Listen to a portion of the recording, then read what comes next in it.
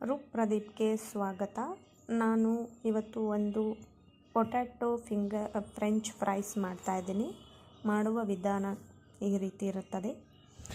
ಏನಿಲ್ಲ, ಇದು ಮಕ್ಕಳಿಗೆ ಆಚೆ ಕಡೆ ಫುಡ್ ಕೊಡೋದ್ರಿಂದ ಮನೇಲೇ ಕೊಡ್ಬೋದು ಅಂತ ನಾನು ಈ ರೀತಿ ಮನೇಲೇ ನನ್ನ ಮಗನಿಗೆ ಮಾಡಿಕೊಡ್ತಾಯಿದ್ದೀನಿ. 2 ಪೊಟ್ಯಾಟೊ ತೊಗೊಂಡು ವಾಶ್ ಮಾಡಿ ಫಸ್ಟು ಅದನ್ನು ಒಂದು ಬೌಲಲ್ಲಿ ವಾಶ್ ಮಾಡಬೇಕು. ಅದನ್ನು ನೆಕ್ಸ್ಟು ಒಂದು ಬೌಲಲ್ಲಿ ನೀರು ಕಾಯೋದಕ್ಕೆ ಇಡಬೇಕು.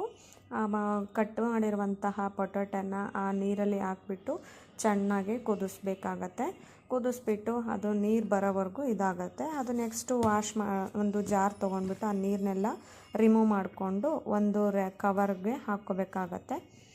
ಅಂದರೆ ಈಗ ನೆಕ್ಸ್ಟು ಆ ನೀರನ್ನ ಎಲ್ಲ ರಿಮೂವ್ ಮಾಡ್ಕೊಂಬಿಟ್ಟು ಒಂದು ಟವೆಲ್ ತೊಗೊಳ್ಳಿ.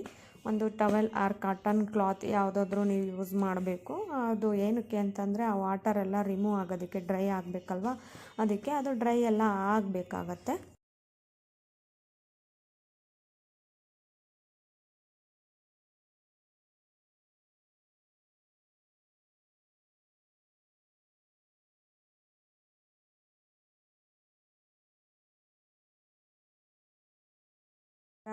ಈ ಥರ ಡ್ರೈ ಆಗಬೇಕು, ಅದಕ್ಕೆ ಈ ಥರ ಮಾಡ್ತಾರೆ. ಮತ್ತು ಇವಾಗ ಏನಂದರೆ ಮಕ್ಕಳಿಗೆ ಇದು ಕೊಟ್ಟರೆ ತುಂಬ ಒಳ್ಳೆಯದು. ಏನು ಬೆನಿಫಿಟ್ಸ್ ಸಿಗುತ್ತೆ ಅಂತಂದರೆ ಇದರಲ್ಲಿ ವಿಟಮಿನ್ ಸಿ, ಪೊಟ್ಯಾಷಿಯಮ್, ನ್ಯೂಟ್ರಿಷನ್ ಸಿಗುತ್ತೆ. ಮಕ್ಕಳಿಗೆ ಮಸಲ್ಸು, ಬ್ರೈನು, ಆರ್ಟ್ಗೆ ಒಳ್ಳೆಯದು ಅಂತ ನಾನು ನನ್ನ ಮಗನಿಗೆ ಮಾಡಿಕೊಡ್ತಾ ಇದ್ದೀನಿ. ಇದರಲ್ಲಿ ಕಾರ್ನ್ಫ್ಲೋರ್ ಎಲ್ಲ ಹಾಕಿ ಕಲಿಸ್ತಾ ಇದ್ದೀನಿ. ಕಾರ್ನ್ಫ್ಲೋರ್ ಯೂಸ್ ಮಾಡ್ತಾಯಿದ್ದೀನಿ. ಈಗ ನೆಕ್ಸ್ಟ್ ಏನು ಮಾಡ್ತಾಯಿದ್ದೀನಿ ಅಂದರೆ ಆ ಕಾರ್ನ್ಫ್ಲೋರ್ ಹಾಕಿ ಕಲಿಸ್ಬಿಟ್ಟು 10 ಮಿನಿಟ್ಸ್ ಹಾಗೆ ಬಿಟ್ಬಿಟ್ಟು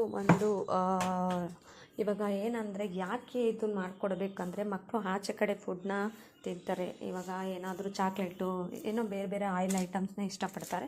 ನೀವು ಮನೇಲಿ ಏನಾದರೂ ಮಾಡಿಕೊಡ್ಬೋದು. ಈ ಥರ ಚಿಕ್ಕದಾಗಿ ನಿಮ್ಮ ಮನೇಲಿ ಏನಿರುವಂಥ ವಸ್ತುಗಳ ಮುಖಾಂತರ ಅದನ್ನು ನೀವು ಅದೇ ಬೇಕು ಇದೇ ಬೇಕಂತೇನಿಲ್ಲ, ಏನಿರುತ್ತೋ ಅದರಲ್ಲೇ ನೀವು ಅದು ಮಾಡಿಕೊಡ್ಬೋದು ಮಕ್ಕಳಿಗೆ. ಆವಾಗ ಅವ್ರು ಇಷ್ಟಪಡ್ತಾರೆ.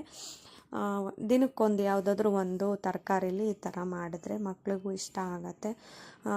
ಅಂದರೆ ಅವ್ರ ಹೆಲ್ತ್ ಕೂಡ ಚೆನ್ನಾಗಿರುತ್ತೆ ಅಂತ ನಾನು ಈ ಥರ ಮಾಡ್ತಾಯಿದ್ದೀನಿ. ಅದು ನೆಕ್ಸ್ಟು ನಾನು 30 ಮಿನಿಟ್ಸ್ ಫ್ರೀಝರ್ಗೆ ಇಟ್ಟಿದ್ದೆ. ಅದು ಈ ಫ್ರೀಝರಿಂದ ತೆಗೆದ್ಬಿಟ್ಟು ಅಂದರೆ ಆಯಿಲ್ ಕಂಟೈನರ್ನ ತೆಗೆದ್ಬಿಟ್ಟು ನೆಕ್ಸ್ಟು ನಾನು ಒಂದು ಬಾಣಲಿಲಿ ಆಯಿಲ್ನ ಹಾಕ್ಬಿಟ್ಟು ಚೆನ್ನಾಗಿ ಕಾಸ್ಕೊಂಡು ಅದನ್ನು ರಿಮೂವ್ ಇದನ್ನು ಹಾಕ್ತಾಯಿದ್ದೀನಿ. ಪೊಟ್ಯಾಟೊನ ಹಾಕ್ಬಿಟ್ಟು ಚೆನ್ನಾಗಿ ಕರಿತಾಯಿದ್ದೀನಿ. ಅದು ರೆಡ್ ಕಲರ್ ಬರೋವರೆಗೂ ಅದನ್ನು ನಾವು ಕರಗಬೇಕಾಗತ್ತೆ. ಕರೆದ್ಬಿಟ್ರೆ ಅದು ನೆಕ್ಸ್ಟು ಅದು ಒಂದು ಪ್ಲೇಟ್ಗೆ ನೀವು ಬೇಬಿಗೆ ಸರ್ವ್ ಮಾಡಿಕೊಡ್ಬೋದು. ನೀವು ಯಾವುದಾದ್ರೂ ಟೊಮೆಟೊ ಕೆಚಪ್ಪು ಇಲ್ಲ ಚೀಸು ಇಲ್ಲ ಮಯೋನೀಸ ಹಾಕ್ಕೊಡ್ಬೋದು.